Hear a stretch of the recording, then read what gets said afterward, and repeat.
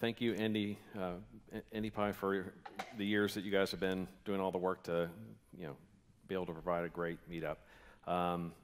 I've been involved with the DS Indy, which has been a meetup that's been running for a few years, but it's data science focused, which I thought was appropriate given the topics today. So if you have interest and you're looking for a group that's actually focusing on this area, we touch a number of different topics. We touch frameworks as well as algorithms and processes, like you mentioned. So if you're interested, it's on the meetup, just as IndyPy is. It's DS Indy. And then also there's another one that's ran by Matt Yancey, which meets occasionally, which is more focused on algorithms, and that's Indy Machine Learning. So I just wanted to mention these. If you have an interest, whether you're a PhD candidate, whether you're in the field, whether you're a hobbyist who's just curious, we even touch on visualization and some other areas too. So you're welcome. Let me know.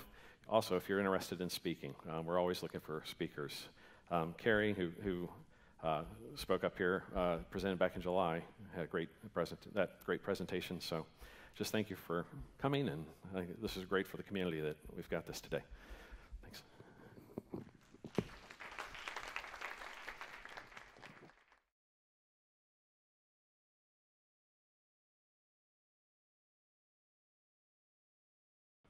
So what I'm trying to do is skip all these steps.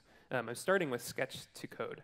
So sketch allows you to output as SVG, and so I'm algorithmically trying to figure out how to turn that into code, and that's where I'm using some of the machine learning stuff. So here is what I have so far. So here's the design. This is what it looks like to the computer. This is my first attempt at doing it, which I think looks pretty good. But the problem with that is images are pixel-based. So you're like, go here at X 100 and Y 200 and put a button that is 50 pixels wide, whatever. And so I had to convert that to what React Native uses, which is Flexbox. And so that is what that is. And now what I'm doing is I'm using, and the padding is all messed up and everything, but it's actual code that can run, and it went automatically from the design to the code. Now what I'm doing is I am using machine learning to try to figure out, like, that edit button looks like a button, so make sure it's wrapped like a button. And there needs to be spaces between all the dates, so make sure you put spaces between all the dates. So that's what I'm doing. Eventually, I want to go all the way from mockup to design to code using AI, and I think I can get there. I have little bits and pieces built of each of the parts, and so yeah, that's what I'm doing. It hopefully will help me in my day job, because then I can just get the sketch files and automatically go to the code. We're also thinking about selling it kind of as a service, like you give us your designs, we'll give you code, that kind of thing. If you're interested at all, then please send me an email, or if you know how to do this better than I just described, please send me an email, because I'm super interested. Yeah, I have 3 minutes. Does anyone have questions? Yeah. Yeah, JavaScript. So React Native, basically, I'll give a super fast intro to React Native. You build with components. It's a lot like Angular or whatever. And so basically, I turn each chunk of the SVG into a component. And so, like, if you look here, so like each of these boxes is around my components. So the big step going from here to here was converting from absolute layout to these boxes, basically. So like I know that these are all in one line. So that's all one row. So that part I don't know how to do yet. How about data flow into React? So like, how do you? Yeah, I have no idea. This is what this is going to do. It's not meant to like totally build an app. It's going to be the structure for the app that you could go then and do all the data flow and stuff. Yeah. So it basically builds out like the component structure. Yeah. It throws in JSX for you? Or? Yep. Yeah, it outputs JSX, and it's JSX that I actually want to. It's not like horrible garbage. Like I actually want to to modify it and stuff. Yeah. So it's basically a good starting point for building out the data flow stuff. Yeah. Any other questions? All right. All right, let's give Chris a round. Thanks.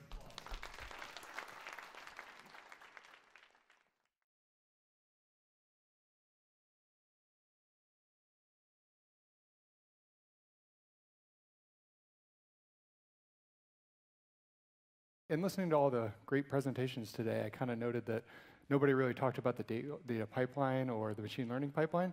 So I just wanted to give a really quick example of one that I've worked on here recently.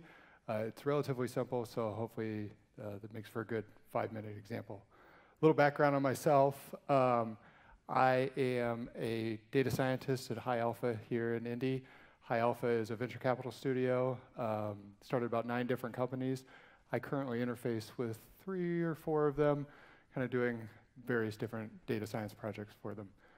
This example today is going to be for Quantify. Quantify is our ad R&D platform, where essentially in one place you can create Twitter, Reddit, LinkedIn, et cetera, ads, and be able to then kind of visualize the performance of those ads, manage the spend there, all in one centralized place.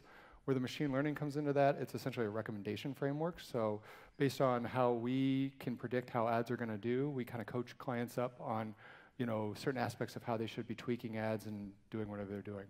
But most importantly is the pipeline. So I wanted to give an example here where I talk about kind of how data flows naturally in through our web interface, comes into a database. I then have cleaning processes that run. I then have feature engineering that I do. So if I want to do, combine features, do any kind of beyond what we save at the web level, this is all controlled by different JSON config files that I have.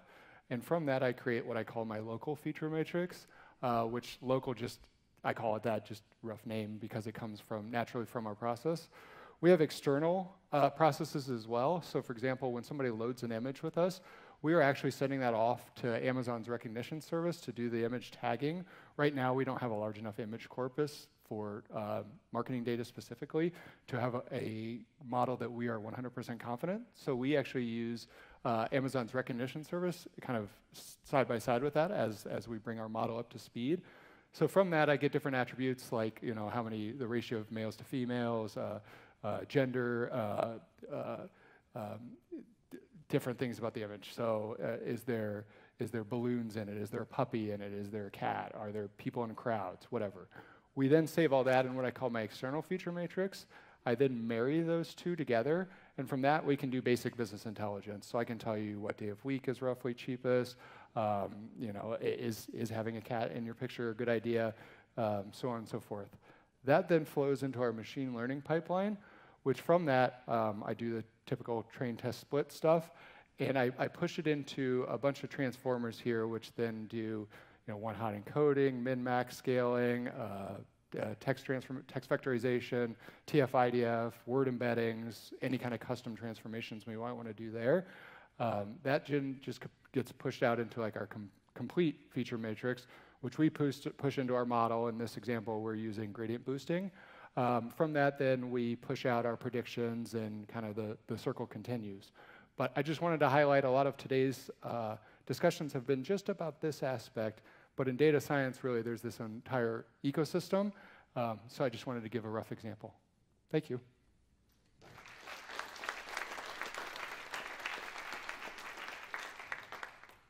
got 1 minute for questions. OK, great. Are there any questions? Yep. How big is that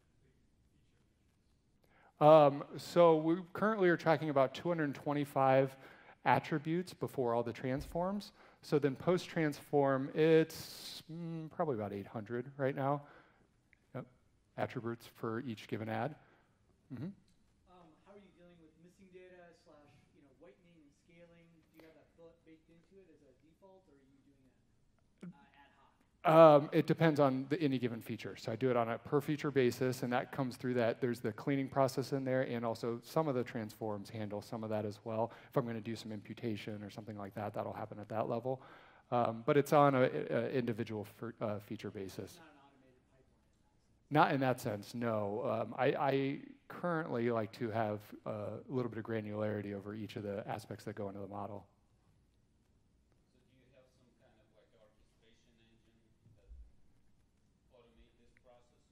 Or? The one that I've built, but I wrote that all myself. I'm really interested in Apache Airflow, so if there are any experts in the room in Airflow, I'd really like to talk to you. Or any other given tools they use for these kind of orchestration methods. Yep. Okay. No, I don't work in a Spark environment right now, but I did not. What do you know what the tool is? Say that again. Okay. Oh, great. Okay. Do you know what the tool is for the orchestration? Is there a specific name for that? Okay. I'll look into that. Thank you. All right, that is all the time we have for that type of talk. Next up is David.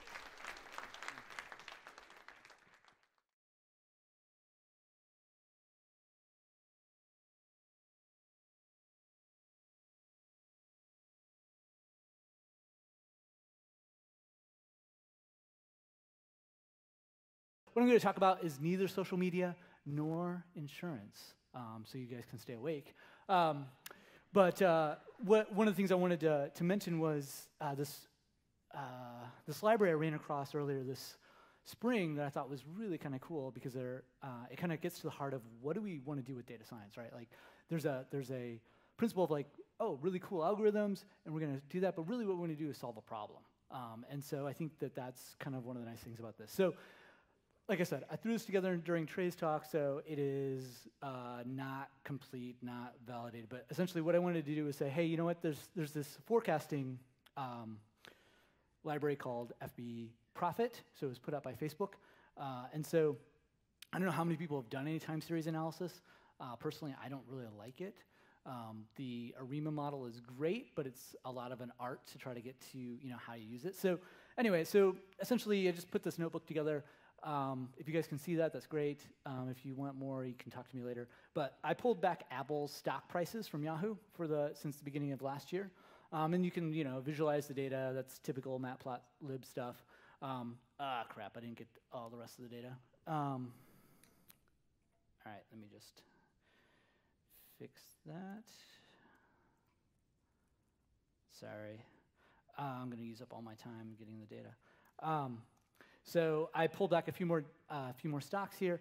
The idea is that when you look at this, though, they're on different scales. This is, of course, it doesn't work. All right, let me just skip with that.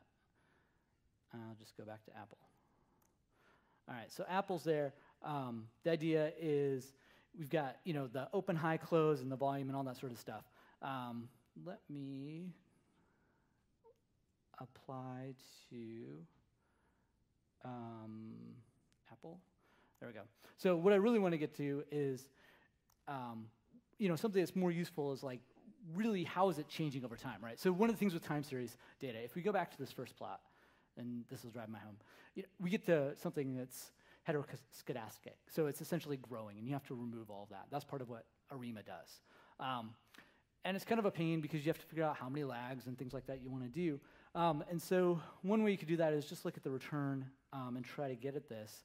I got some math in there. Like I said, I tried to do this quickly. Let me do it like this. Apply that. And you can see how things are going. You can look at just the close over a rolling window. All right, let me go to this profit. So the point is that usually if you were to do time series analysis, you do ARIMA, and you do this moving average. Let me move this up.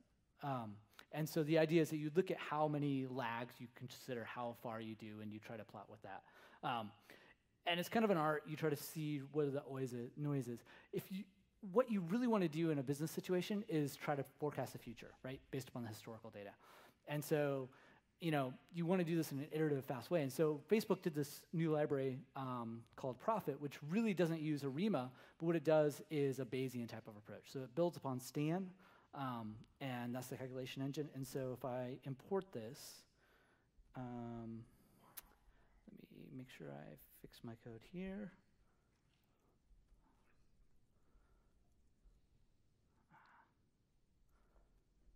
Sorry. I'm running out of time. Of course.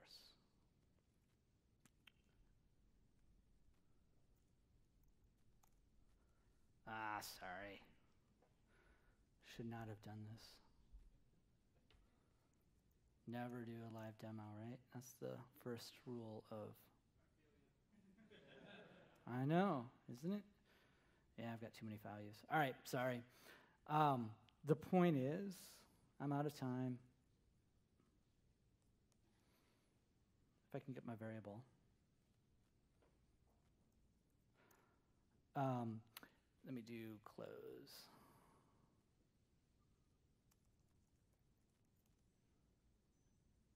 Never mind.